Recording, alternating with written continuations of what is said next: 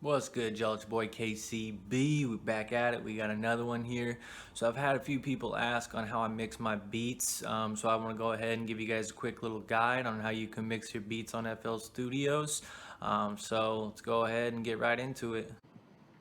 What's next? Alright, so we're going to get right into how we can mix our beats here. So first I'm going to go ahead and play a beat that's already mixed here so you guys can kind of see how my mixes sound after I'm done with the beat. So we're going to listen to a little of that, and then we're going to kind of get into like how I would start with the beat, how I mix it, what I do with, melodies, kick, 808, the hats, all that good stuff there. So let's go ahead and just listen to a little bit of this beat here.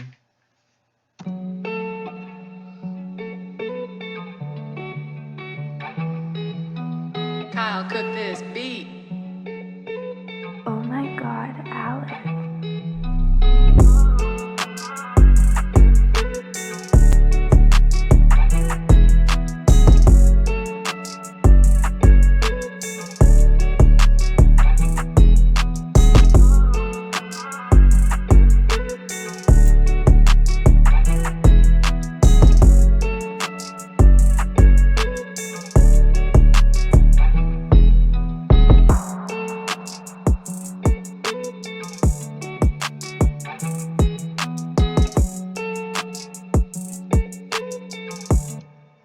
Alright, so I mean, pretty good there. I'm always working on my mixing techniques, of course. It's something that should always kind of be worked on, but I found some different things over time that definitely help out with the mix.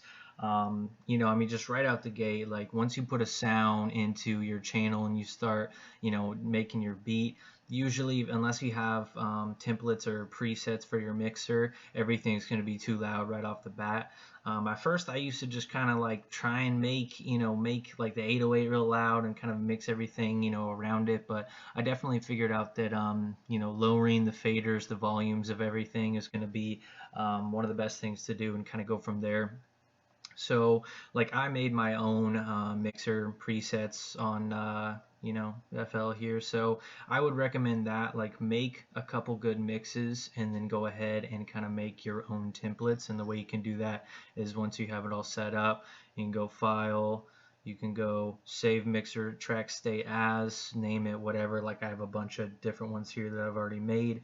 And then just save it for next time, because really, if you're having to mix every single beat, you're going to spend way more time than you should mixing it. All mixes are going to be probably a little bit different depending on the type of beat you make. So I tend to make a few different mixer presets just for each type of beat. But what I usually do is, so like, right when I start out, I might start with, like the melody a lot of times. I'll listen to a melody and, kind of go from there. So like this melody here, we got this right here from Alec here. He just got signed to Producer Grind, so that's what's up. So we got his loop from him here. So I went ahead and started with that. So what I'll usually do is go ahead and EQ it right away, adjust the fader. I typically will cut off some low or high end. So in this case here, we can see what we got. So you can see I cut a little bit of the high, even though there's not much there. And then the bass has more, but cut it a little bit because our 808 is going to take up a lot of the real low end there, so we want to make sure that doesn't clash. I have a Fruity Delay 2 and the Widen preset, and then I have just a little bit of reverb. I'm going to cut some of the lows on that as well, so we don't have our low end going too crazy. So that's what I do with a lot of my melodies. I'll usually either cut the high or the low end. Low end, a lot of times I'll even cut it to about the low mid there, because your 808 is going to take up a big amount of that section. So I usually cut out some lows and highs, add reverb or delay, and then I'll usually widen the stereo image a little bit. So a lot of times I like to start with the melody first, kind of work there.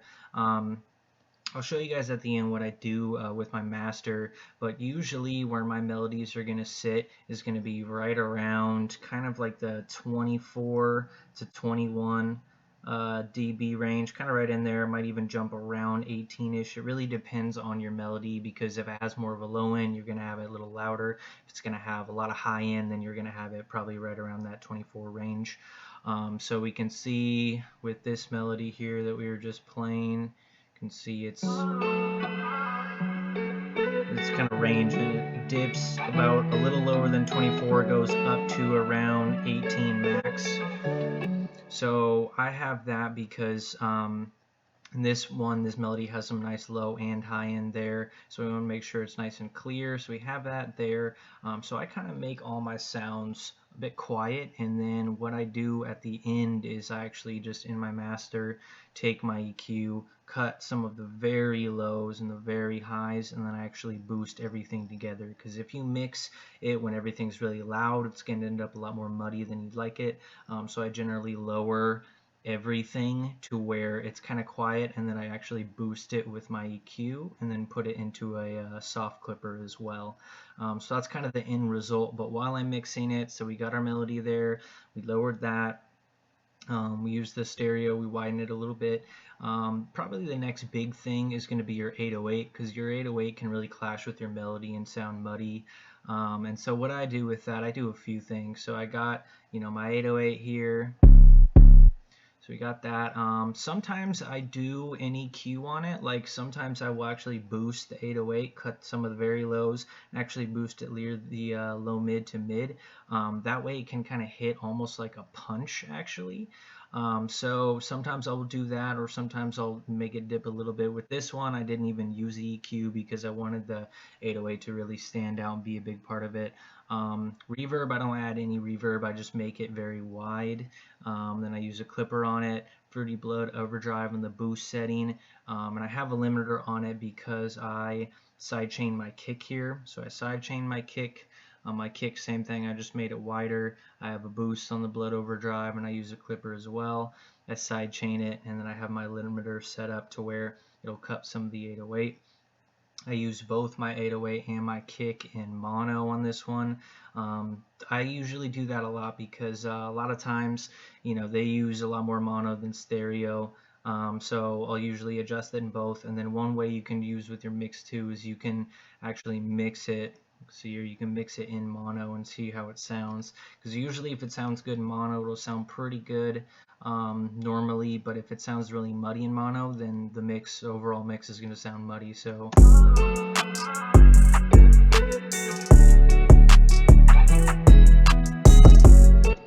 we can already hear that sounds pretty good. So mixing in mono is a good way just to kind of tell where your mix is going to sit. Now as far as volume with the kick and 808, I will generally have my 808 is like the loudest thing. I want it to be the loudest.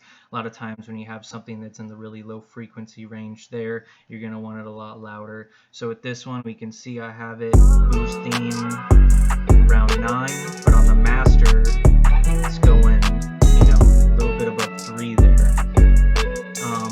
Anything past that is going to sound muddy, so that's like kind of boosting it as much as I can without making the mix sound off or really muddy. So we have that there with the kick. I have my kick hitting, see about 9, about negative 9 dB. But we can look and see, so like if I take my 808 off, kick still goes to about negative 6 dB, if not a little bit higher. That I usually don't want to go over that with the kick because the kick can kind of sound muddy on other speakers as well. So we lower our kick in 808, so we both have those hitting. So the 808 is right around the negative 3 dB, kick's right around negative 6. So we have those because we want those to be real nice and loud. And as far as like the hat is typically going to be something you want to keep pretty low because it's very high end, and the high ends you want to have lower than the low ends. So if you have a high end at a negative 24 dB, you can still hear it really well, but if you have a low end at negative 24 dB, you won't really hear it that well. So anytime you have something that has a lot of high end like this, like a hat, so it's going to be hi-hats, open hats, certain effects, certain instruments are going to have that as well. I like to keep that a lot lower. So we can see here on the fader, I have it adjusted to where it's about, usually I do almost kind of like the melody, my hat. If you want it to really stand out, you'll have it above -24, -21 dB even. If you want it just kind of low and in the background, you'll have it -24 or -27 dB. So on this one, I think we're a little bit over that. So.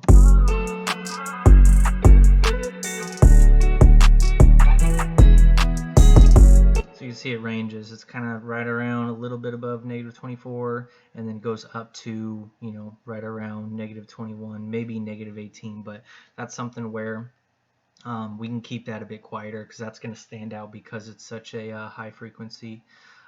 So the hat, that's usually where I keep it, right around that range there. Of course, every mix can be a little bit different, but for this one, that's where we got it. So as far as the clap goes, the clap, and this kind of relates to everything. Depending on how loud your sample is, you're going to want to adjust according to that. But usually for my clap, I will usually have it right around -15, -12, depending on how loud the sample is. I think this one's right around -15. Let's see. So about -12 there. And that's another one where, it's going to be high end. So has a lot of high end to it, but it also has some of the mid-range as well. And that's something where I usually have, I want my melody to be nice and clear, so I want that to be fairly loud. I want my 808 to be the loudest generally, and then the clap, I want it to stand out too. So that's why I have it usually in that range there. As far as like perks and open hats and all the other stuff goes, I'll usually pan them off to one side. So I have a perk here panned off to the left, and then I have a open hat panned off to the right. Open hat, usually going to sound, very loud if you just have it, at a higher volume. So this is another one I'll keep around -24 or even -27 dB. So yeah, that's right around like I was saying, right around -24. Yeah, I'll pan that a little bit, and then my perk here.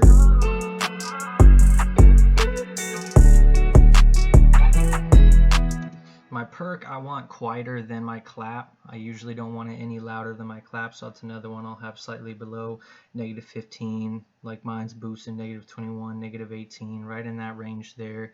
So I have that, and then any other noise or background noise, depending on, what the frequency's like, I'll either have that around the -24 or a little bit higher if it's kind of a low end sound.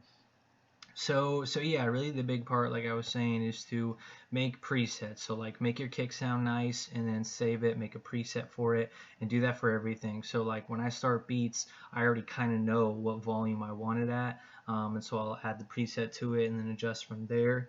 And then on my master here, like I was saying, so I mix everything to where it's quiet, like without the EQ, this is what it sounds like.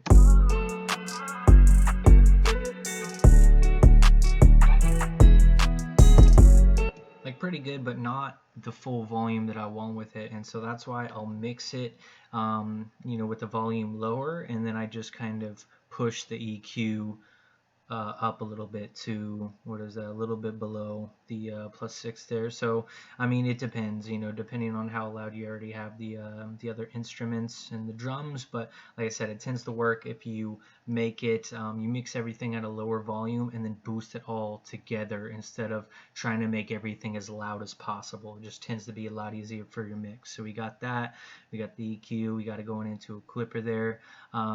So I mean, that's really it. That's how I mix my beats there. That's kind of the fastest way, I guess, I can talk about it, because you can really get in depth into mixing, every specific instrument and drum.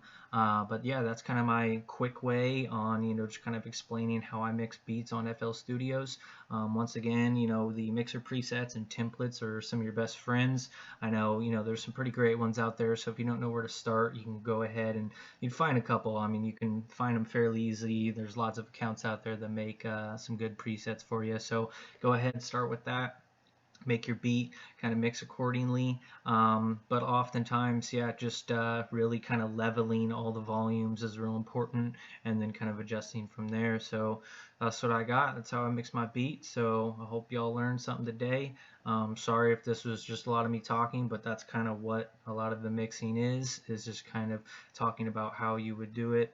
We kind of heard the mix on there, so just play it out, and till next time, y'all.